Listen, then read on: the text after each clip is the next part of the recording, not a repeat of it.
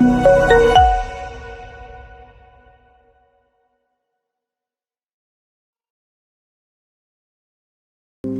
시간이 되셨습니다. 우리 지금 사도신경으로 신앙 고백하시면서 2부 예배 시작하도록 하겠습니다.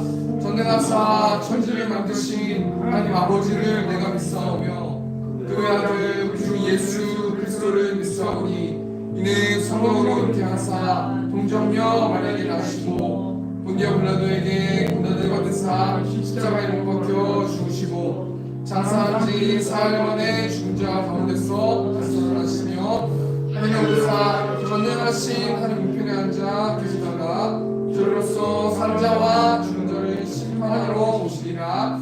성령을 믿사오며 거룩한 공예와 성도가 서로 교통하는 것과 죄를 사하여 주시는 것과 몸이 다시 사는 것과 영원히 사는 것은 믿사옵나이다. 아멘. 시간 찬양으로 하나님께 올려드리겠습니다. 우리 형제의 모습 속에 보이는 시간 찬양하겠습니다. 형제의 모습 속에 보이는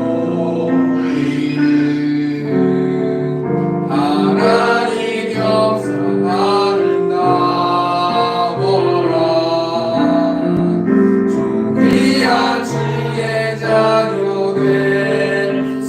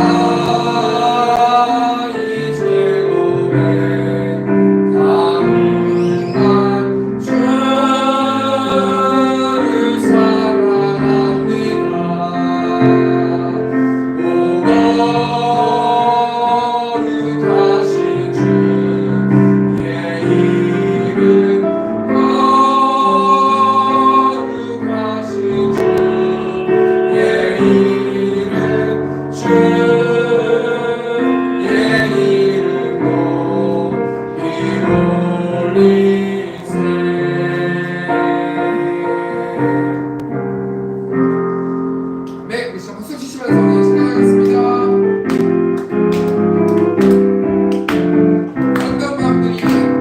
아름다운 마음들이 모여서 주의 뜻에 나누며 예수님을 따라 사랑해야지. 우리 서로 사랑해. 하나님이 가르쳐준 날까지 내 이웃을 내 몸과 같이 그 나쁜 죄 질투 버려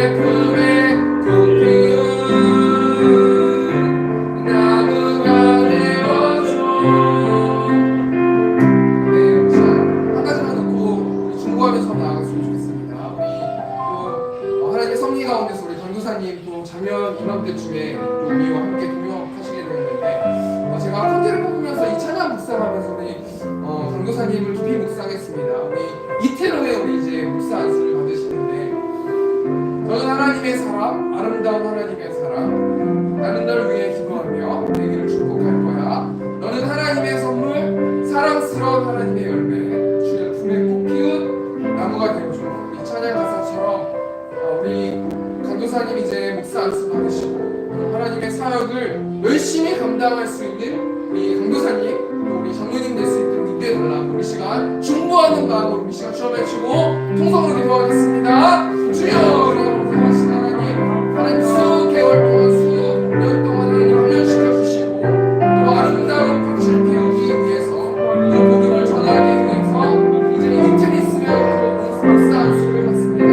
하나님 무거운 마음을 가지고 책임감 있는 마음을 가지고 우리 강도사님과 장로님 나아갈 수 있도록 하나님 붙들어주시고 지치고 힘들지라도 하나님과 함께하라, 내가 너와 함께할 것이다 말씀해주신 하나님, 우리 강도사님과 장로님과 함께하여 주셔서 하나님의 복음을 전할 수 있으니 하나님을 붙여주시고 악한 사람 탐나지 않게 하시고 영적으로 무장하여서 복음으로 무장하여서 성령 충만하여서 하나님의 사명을 감당할 수 있는 우리 강도사님, 장로님 될 수 있도록 하나님 도와주시고 이곳에 있는 우리 성도들 될 수 있도록 하나님께서 함께하여 주시옵소서.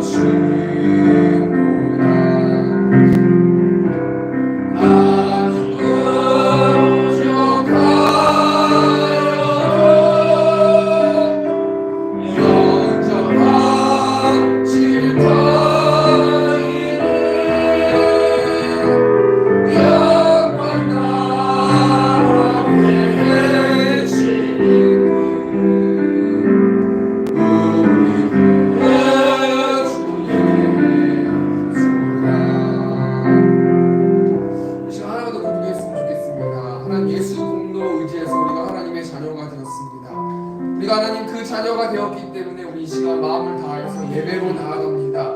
우리의 마음을 받아주시고 우리의 기도를 받아주시고 우리의 찬양을 받아주시고 또 하나님 말씀 가운데 말씀하여 주셔서 하나님의 한 주 동안 하나님의 말씀대로 살아갈 수 있는 우리 새롭게 성도들 될 수 있도록 인도해 달라고 이 시간 좀 외치고 기도합니다. 주여 영성하신 하나님 시간 가운데 충만하게 함께하여 주셔서 내 마음을 담는 기도를 받아주시고 내 마음을 담는 예배를 받아주시고 내 마음을 담는 찬양을 받아주시고 하나님의 영광 받으시는 예배 될 수 있도록 하나님의 썰어지 붙여주시고 성령 충만하게 충만한 예배 될 수 있도록 아버지 함께 하시고 악한 사람 돌려지 않는 예배 될 수 있도록 하나님의 성령하여 주시옵소서.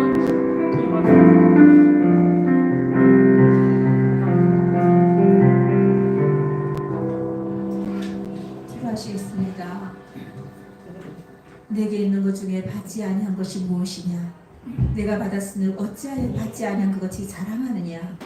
아멘. 사랑과 은혜가 풍성하신 하나님 아버지, 오늘도 저에게 새 생명 주시고 건강 주셔서 주님 전 나와 예배드리게 하시니 감사합니다. 아멘. 우리가 하나님께 너무나 많은 은혜를 받았음에도 불구하고 그 은혜를 망각하고 교만하여 자신만을 사랑하며 살아왔던 지난 시간들을 돌아보며 회개합니다.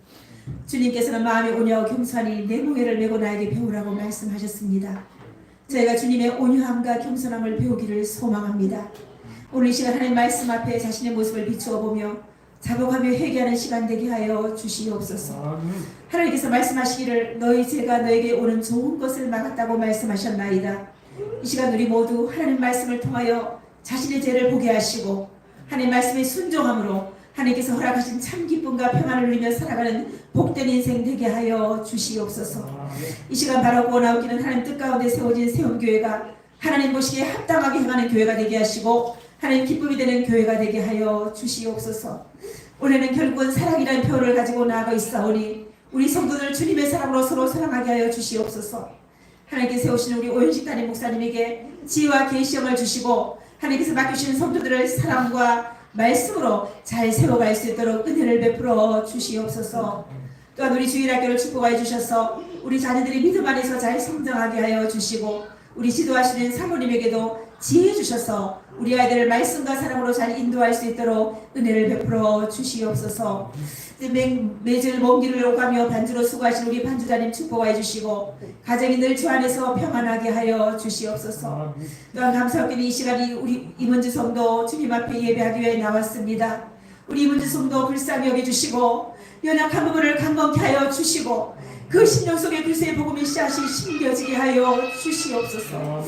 이 시간 또 하나님 말씀을 들을 때에 저에게 깨닫는 은혜를 주셔서 그 말씀대로 순종하며 살아가는 저희들 되게 하여 주옵소서.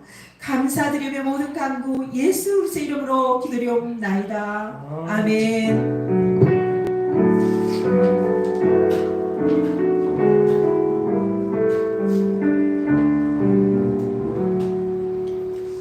이 시간 성경 공부 하도록 하겠습니다. 오늘 시간의 말씀은 마태복음 18장 1절에서 6절 말씀, 52절에서 14절 말씀입니다. 마태복음 18장 1절에서 6절 말씀, 12절에서 14절 말씀 제가 봉독하겠습니다. 그때 제자들이 예수께 나와 이르되 천국에서는 누가 크니까 예수께서 한 어린아이를 불러 그들 가운데 세우시고 이르시되 진실로 너희에게 이르노니 너희가 돌이켜 어린아이들과 같이 되지 아니하면 결탄코 천국에 들어가지 못하리라. 그러므로 누구든지 이 어린아이와 같이 자기를 낮추는 사람이 천국에서 큰 자니라. 또 누구든지 내 이름으로 이런 어린아이 하나를 영접하면 곧 나를 영접함이니 누구든지 나를 이 작은 자 중 하나를 실족하게 하면 차라리 연자맷돌이 그 목에 달려서 깊은 바다에 빠뜨려지는 것이 나으니라. 너희 생각에는 어떠하냐? 만일 어떤 사람이 양 100마리가 있는데 그 중에 하나가 길을 잃었으면 그 99마리를 산에 두고 가서 길 잃은 양을 찾지 않겠느냐? 진실로 너희에게 이르노니 만일 찾으면 길을 잃지 아니한 99마리보다 이것을 더 기뻐하리라. 이와 같이 이 작은 자 중에 하나라도 있는 것은 하늘에 계신 너희 아버지의 뜻이 아니니라. 아멘. 270장 우리 1절 찬송하시면서 지금 한번 하시면 하도록 하겠습니다.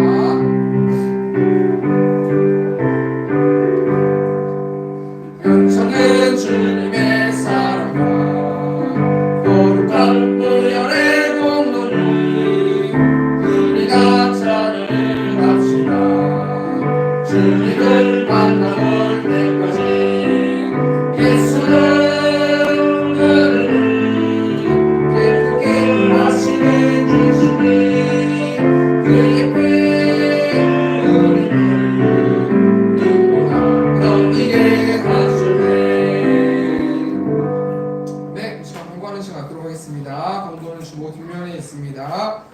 세움교회를 세워주신 하나님을 찬양하며 이곳에서 예배하는 성도님들을 사랑하고 축복합니다. 오늘도 오랜만에 배혜원 장로님 오셨습니다. 우리 박수로 환영하겠습니다. 네, 감사합니다. 이문주 성도님 오늘 오랜만에 오셨습니다. 감사합니다. 네, 감사합니다. 이번 주 총선이 있었는데 총선 이후에 나라가 조금 시끄러운 것 같습니다. 여러분 우리 나라 위해서 좀 중보해 주시고 기도해 주셨으면 좋겠습니다.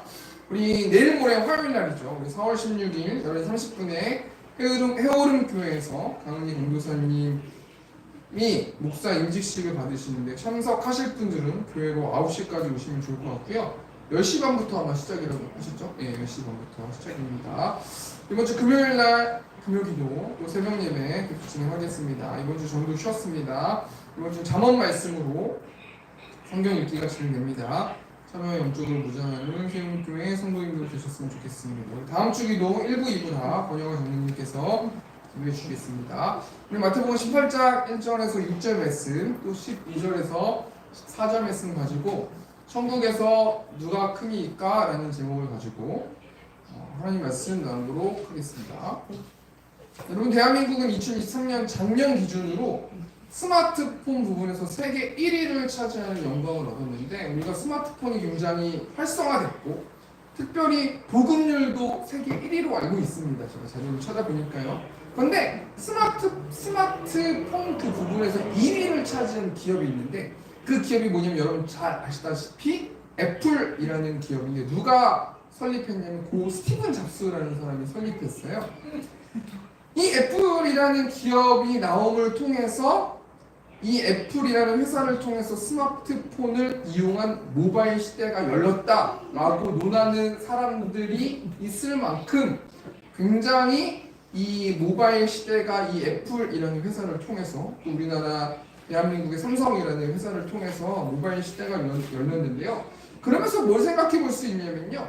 우리가 사는 시대는 각 시대마다 세상을 이끄는 대표적인 사람들이 있다는 거예요. 여러분 우리 뭐 세상만 그렇습니까? 성경을 보아도 구약 성경을 보아도 한 사람 한 사람이 시대를 이끌어간단 말이에요. 근데 이 핸드폰이라는 이 스마트폰이라는 이 시대가 열렸는데요. 이 스마트폰이라는 시대가 열리기 전에 또 컴퓨터의 어떤 시대가 열렸는데 컴퓨터를 대중화한 사람이 있는데 여러분 잘 아시겠지만 앞에 화면 보시면은 이 사람이 어떤 사람이에요? 빌 게이츠라는 사람입니다. 이 빌 게이츠는 1987년 이후에 포브스 선정 세계 최고 부호 명단에 항상 있는 사람이에요. 그러니까 세계적으로 부자란 말이에요. 근데 이 빌 게이츠라는 사람이 세 가지의 명언을 남겼는데요. 첫 번째 명언이 뭐냐면요. 가난하게 태어난 건 그 사람 잘못이 아닙니다. 하지만 가난하게 죽는 건 그 사람의 잘못입니다. 무슨 말이에요? 가난하게 태어난 거는 그 사람 잘못은 아니지만 어떻게 사람이 아무리 가난해도 사람이 어떻게 하는 거에 따라서 가난하지 않을 수 있다라고 조금 모호한 말을 남긴 거잖아요. 저는 뭐 동의는 안 하지만 아무튼 모호한 그 명언을 남겼고요. 두 번째 명언이 뭐냐면요. 난 시험에 F를 맞은 적이 몇 번 있습니다. 하지만 내 친구는 모든 시험을 통과했습니다. 그러나 그 친구는 지금 내 회사에서 엔지니어로 일하고 있습니다. 무슨 말이에요? 시험이 다가 아니라는 겁니다. 뭐 이렇게 해석할 수도 있고 나는 시험에 낙방했지만 지금 열심히 좋은 학점 받았던 사람 내 밑에 있습니다. 자기를 자랑하는 걸 수도 있고 여러 가지 어떤 명언, 여러 가지 생각해볼 소스가 있는데 이 두 가지 명언을 제가 이야기하려고 이 빌 게이츠라는 사람을 얘기한 게 아니라요. 세 번째로 어떤 명언을 남겼냐면 자신을 그 누구와도 비교하지 마십시오. 그것은 자신을 모욕하는 행동입니다. 이 세 번째 명언을 이야기하기 위해서 앞에 이제 이 흐름을 이끌어갔는데요. 여러분 모욕이라는 게 뭡니까? 깔보는 거, 부끄러워하는 거예요. 자신을 그 누구와도 비교하지 말아라. 하나님께서는 잘하는 것과 못하는 것을 주셨기 때문에 다른 사람과 비교하면서 자신을 깔보거나 부끄러워하는 것은 어리석은 행동이다라고 말해준 어떤 이 명언이 빌 게이츠라는 사람이 말을 해줬는데요. 성경에 보면은 또 비교에 대한 예화들이 많이 있어요. 우리 마태복음 25장 말씀 보면은 어떤 사람이 타국에 갈 때 종들을 불러서 자기의 소유를 맡겨요. 어떤 사람에겐 5달란트, 어떤 사람에겐 2달란트, 어떤 사람에겐 1달란트. 그리고 나서 시간이 지난 다음에 주인이 결산하러 오지 않습니까? 그래서 5달란트를 남긴 사람, 준 사람한테는 몇 달란트를 남겼습니까? 이렇게 결산한단 말이에요. 그런데 이 예화에서 비교라는 관점으로 우리가 이 예화를 생각해 보면 5달란트 남긴 사람은 3달란트만 남기면 안 돼요. 4달란트 남기면 안 돼요. 2달란트 남기면 안 돼요. 5달란트를 남겨야 된단 말이에요. 그래야 하나님께서 그대야 종이, 그대야 주인이 칭찬해 줄 수 있단 말이에요. 근데 1달란트 받은 사람은 몇 달란트만 남기면 돼요? 1달란트만 남기면 돼요. 그게 무슨 말이냐면요, 이게 하나님 나라의 관점으로 이 비교라는 것을 생각해 보고 이 마태복음 25장 말씀으로 생각해 보면요, 하나님께서 각 사람에게 어떤 사람은 5달러, 어떤 사람에게 4달란트, 어떤 사람에게 3달란트, 어떤 사람은 2달란트, 어떤 사람은 1달란트 다 주셨단 말이에요. 그런데 비교하는 사람들은 하나님을 인식하지 않고 삶을 살아가기 때문에 비교한다는 거예요. 1달란트만 받았으면 1달란트만 남기면 되는 거예요. 다른 사람하고 비교할 것도 없고요. 나는 1달란트 받았는데 저 사람은 2달란트 남겼습니다. 전 너무 억울합니다. 저는 왜 한 달란트밖에 주시지 않았나요? 그렇게 따질 필요가 없단 말이에요. 1달란트 받은 사람은 1달란트만 남기면 되고 5달란트 받은 사람은 3달란트, 4달란트를 남기면 안 되고 5달란트를 남겨야 된다는 거예요. 이것이 하나님 나라의 어떤 기준 아니겠습니까? 어떤 법칙이란 말이에요. 그런데 오늘 본문 말씀에 나오는 예수님의 제자들은 천국에 대해서 잘못된 의식을 가지고 있었기 때문에 서로 제자들끼리 지금 비교하면서 싸우는 말씀이 오늘 본문 말씀의 말씀이거든요. 오늘 본문 말씀 1절 말씀 보니까 그때 제자들이 예수께 나와 이르되 천국에서는 누가 크니이까? 여러분 그때가 언제입니까?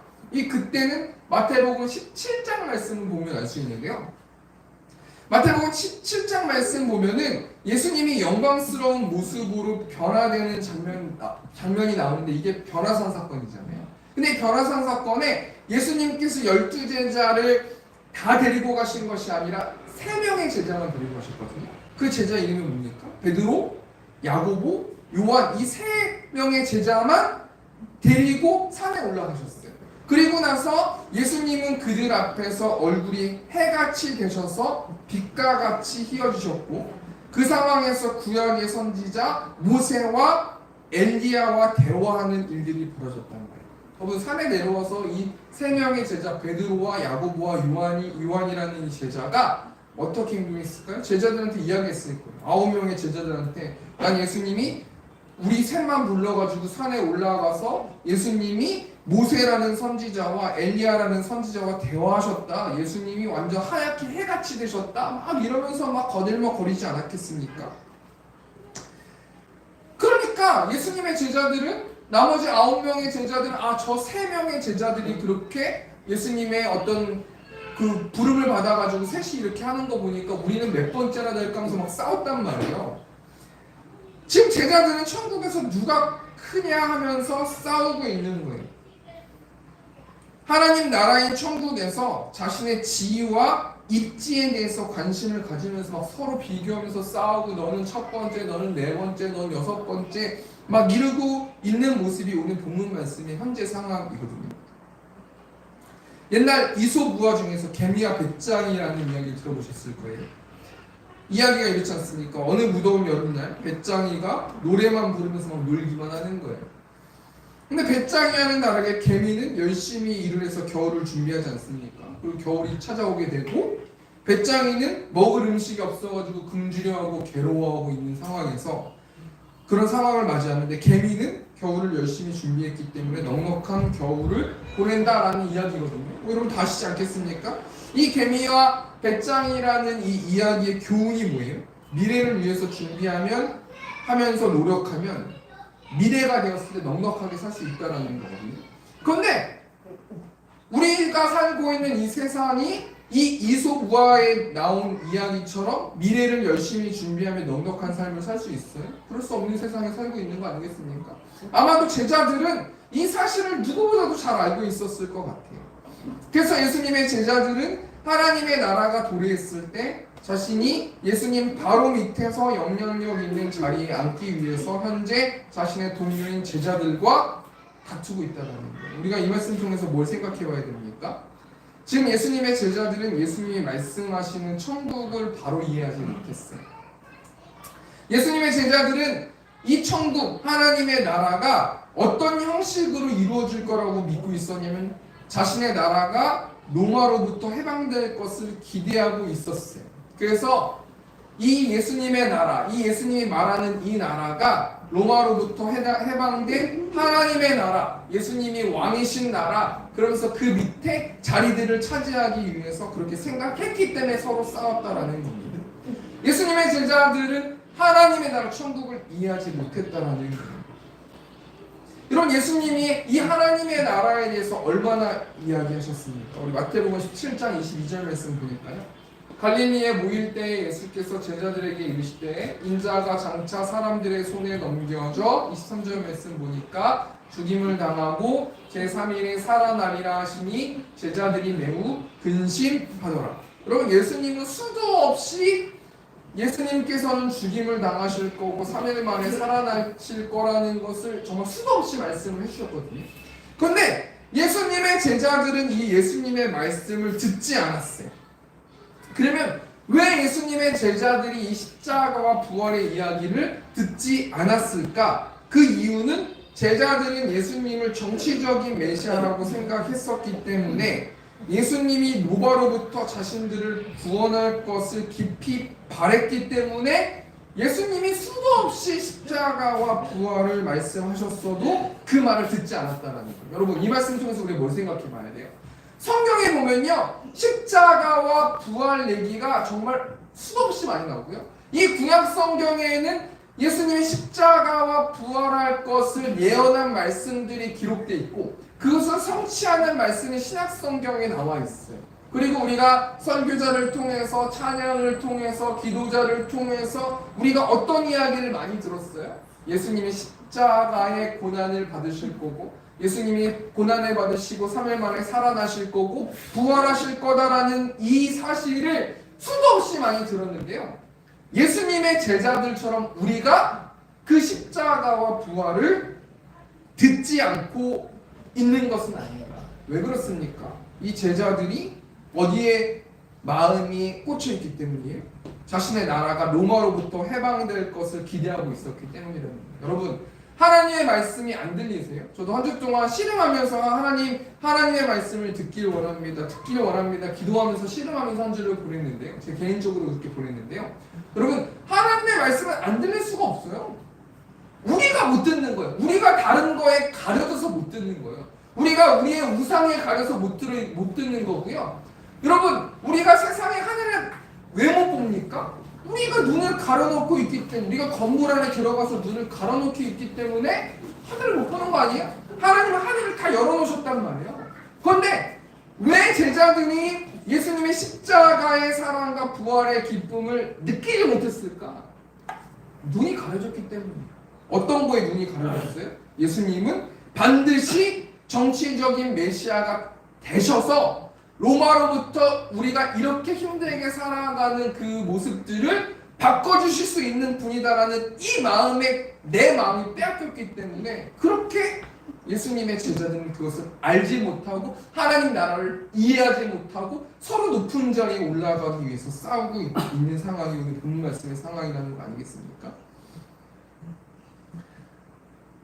우리가 오늘 본 말씀 통해서 크게 두 가지만 생각해 보길 원하는데요. 첫 번째가 뭐냐면요, 우리가 오늘 설교 제목이 천국에선 누가 크니까 라는 제목이에요. 우리가 두 가지만 생각해 보기 원하는데, 첫 번째가 뭐냐면 천국이랑 어떻게 갈 수 있는가, 우리가 첫 번째로 생각해 보고요. 두 번째는 천국에선 누가 큰가, 우리가 그거 두 가지만 생각해 보고 말씀 마쳤으면 좋겠습니다. 크게 첫 번째로 우리가 천국이랑 어떻게 갈 수 있는가, 우리 마태복음 18장 2절 말씀 보니까 예수께서 한 어린아이를 불러 그들 가운데 세우시고, 예수님께서 제자들의 다투는 모습을 보셨어요. 그리고 예수님께서는 치근하게 생각하시고 어린아이를 불러서 그 제자들에게 하나님 나라 천국을 다시 한번 가르쳐 주시길 원하시는데요. 우리 3절 말씀, 이르시되 진실로 너희에게 이르노니 너희가 돌이켜 어린아이들과 같이 되지 아니하면 결탄코 천국에 들어가지 못하리라. 이르시되 진실로 너희에게 이르노니, 예수님께서 심각하게 진심을 다해서 진지하게 제자들에게 말씀하시는 거예요. 너희가 돌이켜 어린아이들과 같이 되지 아니하면 천국에 들어갈 수 없다라는 겁니다. 여러분 천국에 어떻게 들어갈 수 있어요? 돌이켜야 들어갈 수 있다는 거예요. 천국에 들어가려면 무조건 자신의 마음을 돌이켜야 된다는 거예요. 여기서 너희가 돌이켜라는 단어의 뜻이 뭐냐면요, 얼굴을 돌리다, 몸을 돌이키다라는 뜻을 가지고 있거든요. 쉽게 말하면요, 물리적인 방향 전환만이 아니라 마음의 변화가 필요하다는 거예요. 어떻게 해야 천국에 들어갈 수 있냐면 세상적인 마음을 돌이켜서 내려놓고 하나님이 주인된 삶을 살아야 천국에 들어갈 수 있다는 거 아니겠습니까? 한마디로 말해서요, 성령 하나님이 내주하신 사람만 천국에 들어갈 수 있는 거예요. 성령 하나님과 교제하는 사람, 매 순간순간마다 자주는 아닐지라도 내 안에 계신 하나님과 대화하는 사람이 천국을 소유한 사람이라는 거예요. 그런 사람들이 천국에 들어갈 수 있는 사람이라는 거예요. 그럼 어떻게 그러면 성령 하나님을 모실 수 있고 예수님을 영접할 수 있어요? 요한복음 3장 5절 말씀 보니까요. 예수께서 대답하실 때 진실로 진실로 내게 이르노니 사람이 물과 성령으로 나지 아니하면 하나님의 나라에 들어갈 수 없느니라. 거듭나야 되는데 무엇으로 거듭나야 되는가? 물과 성령으로 다시 태어나야 된다는 거예요. 여러분, 물과 성령으로 다시 태어나게 해주시는 분이 어떤 분이세요? 하나님이신 거예요. 그런데 물과 성령으로 다시 태어난 사람들의 특징이 있는데요, 그 사람들이 하나님의 나라를 소유할 수 있고 천국에 갈 수 있거든요. 그 사람들은 무엇을 믿는 사람들인가? 우리가 요한복음 3장 16절 말씀 보니까 하나님이 세상을 이처럼 사랑하사 독생자를 주셨으니 이는 그를 믿는 자마다 멸망하지 않고 영생을 얻게 하려 하심이라. 예수 그리스도를 주인으로 모셔야 그런 사람들만 천국을 소유할 수 있고 천국에 들어갈 수 있다는 거예요.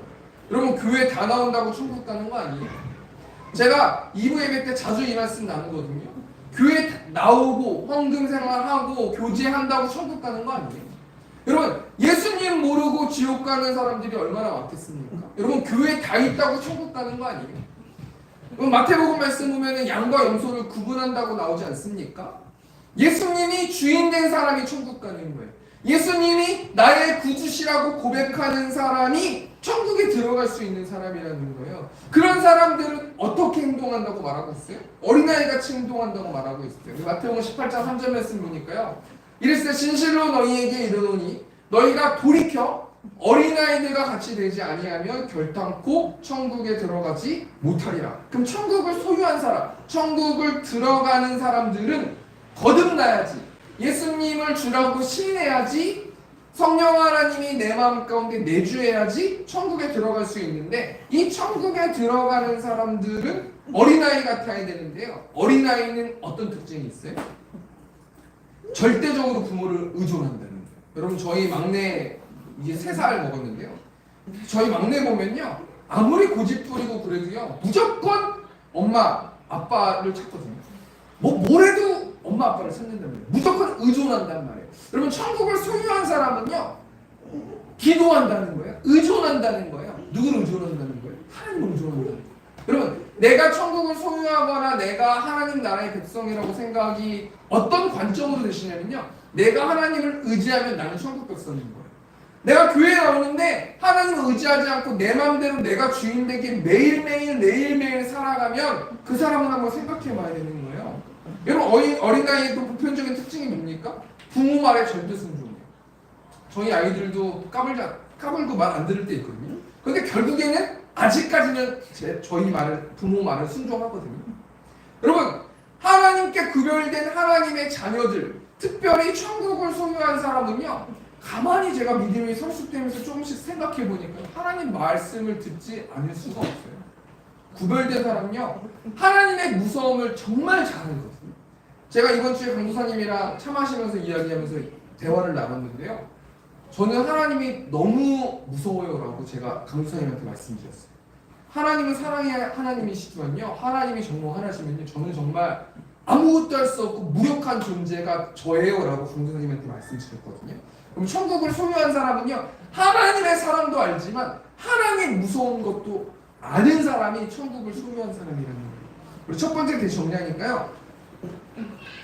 천국에 들어가려면 어떻게 해야 됩니까? 무조건 자신의 마음을 돌이켜야 돼. 이 마음을 돌이킨다는 것은 나의 주권과 나의 생각을 내려놓고 예수님이 나의 주인이십니다라고 매일매일 고백하는 사람들이라는 거예요. 그런 사람들은 어떤 사람들이냐면 거듭나야 되고, 이 거듭나는 것은 하나님의 주권으로 거듭날 수 있다라는 거예요. 인간의 육신의 마음으로 예수님을 영접할 수 없기 때문에 다시 태어나야 된다는 거 아니겠습니까? 그래서 천국을 소유한 사람은 하나님을 절대 의존할 수밖에 없게 되고 하나님 말씀에 절대 순종할 수밖에 없다. 이것이 첫 번째 계지의 말씀이고요. 두 번째로 우리가 한번 생각해 볼게요. 천국에서 그러면 누가 큰가? 우리 한번 좀 생각해 보길 원하는데요. 우리 마태복음 18장 4절 말씀 보니까 그러므로 누구든지 이 어린아이와 같이 자기를 낮추는 사람이 천국에서 큰 자니라. 답이 나오지 않았습니까? 천국에서 누가 제일 커요? 자기를 낮추는 사람이 제일 커요. 그럼 어떻게 우리가 낮출 수 있어요? 우리 인간이 겸손하려고 노력한다고 해서 겸손해질 수 있어요? 아니에요. 어떻게 우리가 우리 스스로를 낮춰서 천국에서 큰 자가 될 수 있는가? 하나님의 사랑을 알아야 돼요. 예수님의 십자가의 사랑을 알아야 돼요. 예수님의 십자가의 사랑을 매일매일 묵상하는 사람은 큰 자가 될 수가 없겠더라고요. 예수님이 낮게 천하게 이 땅에 오셔서 하나님의 길을 여셨기 때문에요. 예수님을 깊이 묵상하면 묵상할수록 하나님의 사랑으로 이웃을 사랑할 수 있다라는 겁니다. 여러분, 자기를 낮추는 사람은 어떻게 살아가는 사람들이에요? 하나님의 사랑으로 이웃을 사랑하는 사람이에요. 우리 마태복음 18장 5절 말씀 현대인의 성경 보니까요. 누구든지 내 이름으로 이런 어린아이를 영접하면 곧 나를 영접하는 것이다. 6절 말씀 보니까 그러나 누구든지 나를 믿는 이런 어린아이 하나를 죄짓게 하는 사람은 차라리 목에 큰 맷돌짝을 달아 깊은 바다에 빠져 죽는 것이 더 낫다. 무슨 말입니까? 내가 다른 사람들에게 상처를 주게 하는 것은 천국에선 가장 낮은 사람이라는 거예요. 이 말을 다른 의미에서 해석하면요, 다른 사람에게 상처 줘서 그 사람이 죄짓게 되게 만드는 사람들은 천국에서 가장 낮은 사람이고 하나님이 기뻐하시는 일들이 아니라는 거예요. 그러면서 마태복음 18장 8절 말씀 보니까요, 만일 내 손이나 내 발이 너를 범죄하게 하거든 찍어내버리라. 장애인이나 다리 저는 자로 영생에 들어가는 것이 두 손과 두 발을 가지고 영원한 불에 던져지는 것보다 나으니라. 9절 말씀 보니까 만일 내 눈이 너를 범죄하게 하거든 떼어내버리라. 한 눈으로 영생에 들어가는 것이 두 눈을 가지고 지옥불에 던져지는 것보다 나으니라. 무슨 말입니까? 너희 손과 발과 너희 눈이 범죄하게 하거든, 다른 사람들에게 상처 줘서 죄짓게 하거든, 너의 손과 발과 너희 눈을 잃는 것보다 다른 사람이 상처받고 죄짓는 것보다 더 낫다는 거예요. 차라리 너의 손과 발과 눈을 잃는 것이 다른 사람에게 상처 줘서 그 사람이 유기된 자가 되는 것보다 낫다라는 거 아니겠습니까? 그렇다면 예수님이 제자들에게 왜 그렇게 하나님의 사랑, 이웃의 사랑을 강조하시면서 낮추라, 겸손하라 그렇게 말씀하십니까? 오늘 본 말씀 마태복음 18장 12절 말씀 보니까요, 너희 생각에는 어떠하냐? 만일 어떤 사람이 양 100마리가 있는데 그 중에 하나가 길을 잃었으면 그 99마리를 산에 두고 가서 길 잃은 양을 찾지 않겠느냐? 여러분, 이 예화 여러분 다 아시지 않습니까? 어떤 사람이 양 100마리가 있는데 하나를 길을 잊어버렸어요. 길을 잃어가지고 잊어버렸어요.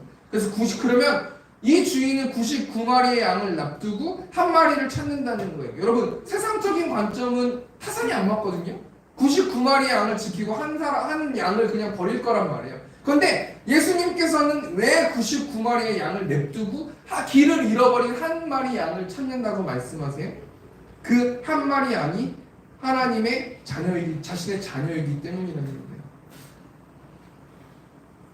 마태복음 18장 13절 말씀 보니까 진실로 너희에게 이르노니 만일 찾으면 길을 잃지 아니한 99마리보다 이것을 더 기뻐하리라. 길 잃어버린 한 마리 양을 찾으면요 정말 기뻐한다는 거예요. 14절 말씀 보니까 이와 같이 이 작은 자 중에 하나라도 잃는 것은 하늘에 계신 너희 아버지의 뜻이 아니니라 라는 말씀을 해주셨어요. 두 번째 대정리하니까요, 천국에서는 누가 제일 큽니까? 자신을 낮추는 사람이 제일 큰 사람이고요. 자신을 낮추는 사람은 하나님의 사랑을 알기 때문에 하나님의 사랑으로 이웃을 사랑하는 사람이라는 거예요. 우리 예수님은 뭐라고 말씀하시냐면 다른 사람에게 상처 줘서 죄짓게 하는 사람이 되어서는 안 된다라고 경고하신다는 걸 말씀 정리하면서 우리 건강부터 드리겠습니다. 오늘 천국에 대해서 생각해 보았습니다. 천국에는 누가 들어가는 어떻게 들어가는 거예요? 마음을 돌이켜야 들어가요. 마음을 돌이켜야 들어가는 거예요. 여러분 마음을 돌이키려면 어떻게 됩니까? 예수님 십자가의 복음을 받아들이려면 어떻게 해야 돼요? 내 마음의 고집을 내려놔야 돼요.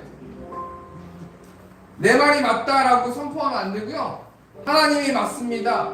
하나님의 일하심이 맞습니다. 하나님의 능력과 하나님의 삶이 맞습니다. 나의 이 삶이 하나님의 은혜입니다. 라고 고백하는 사람들이 천국에 들어갈 수 있는 사람들이라는 거예요. 여러분 천국에 누가 가장 큰 사람이에요? 겸손한 사람이 하나님의 사랑으로 이웃을 사랑하는 사람이 가장 큰 사람이에요. 우리 하나님께서 무엇을 이야기해 주셨냐면 다른 사람에게 상처 줘서 죄짓게 하는 사람이 되어서는 안 된다 라고 말씀해 주셨어요. 적용하면서 우리가 이 찬양 부르면서 마쳤으면 좋겠습니다. 내 구주 예수를 더욱 사랑, 내 구주 예수를 더욱 사랑, 엎드려 비는 말 들으소서. 내 진정 소원이 내 구주 예수를 더욱 사랑, 더욱 사랑. 이 시간 이 찬양 가사 생각하시면서 이 시간 한 주 동안 하나님의 사랑으로 살아내길 원합니다.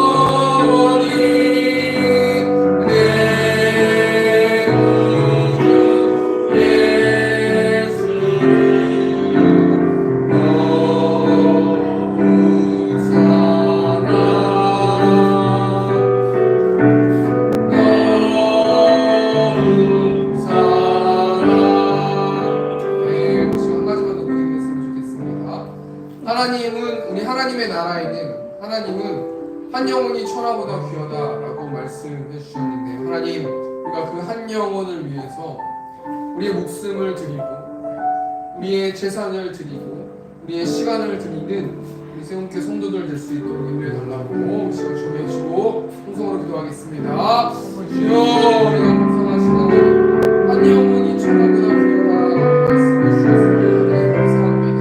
그 말씀 깊이 묵상하게 하시고 겸손할 수 있는 내가 될 수 있도록 아버지가 드려주시고 하나님 그들을 섬길 수 있도록 아버지가 드려주시고 나의 시간과 나의 열정과 나의 재물과 나의 모든 것들을 들여서 그 한 영혼을 사랑할 수 있도록 아버지가 드려주시고 하나님 내 힘으로 할 수 없음을 고백하오니 날마다 십자가의 사랑을 묵상할 수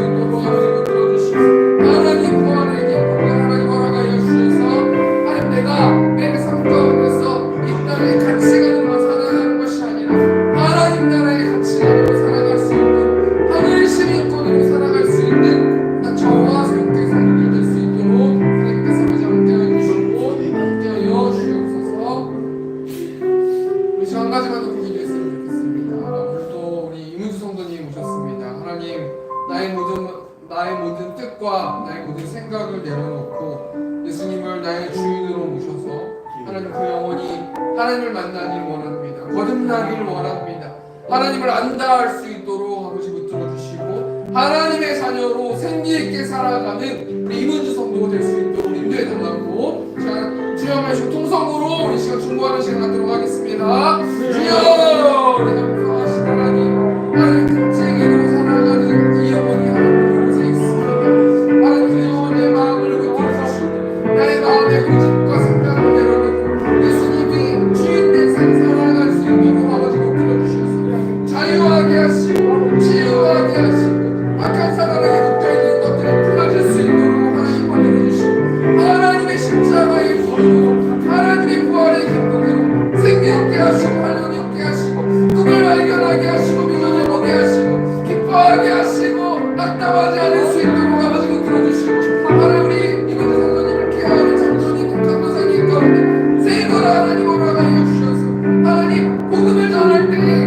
하나님의 나라가 속 가운데 임재되어 줄 수 있도록 하나님께서 아버지 붙들어 주시고 하나님께서 함께하여 주시옵소서. 사랑과 내가 충만하신 하나님, 천국을 소유하기 위해서는 거듭나야 된다고 말씀해 주셔서 하나님 감사합니다.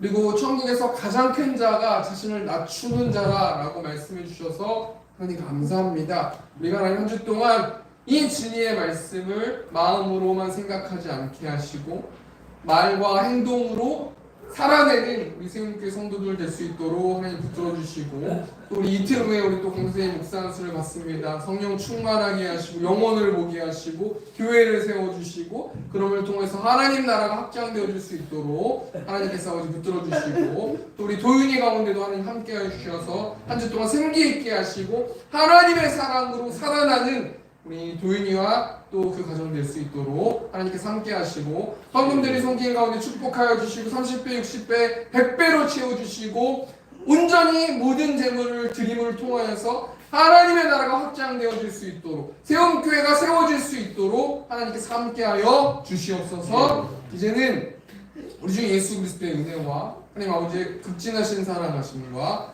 성령 하나님의 내주통 역사하심이 하나님의 사랑으로 이웃을 사랑하길 원하는 이곳에 있는 회중들의 머리 위에 이제부터 영원토록 함께 있을지어다. 아멘.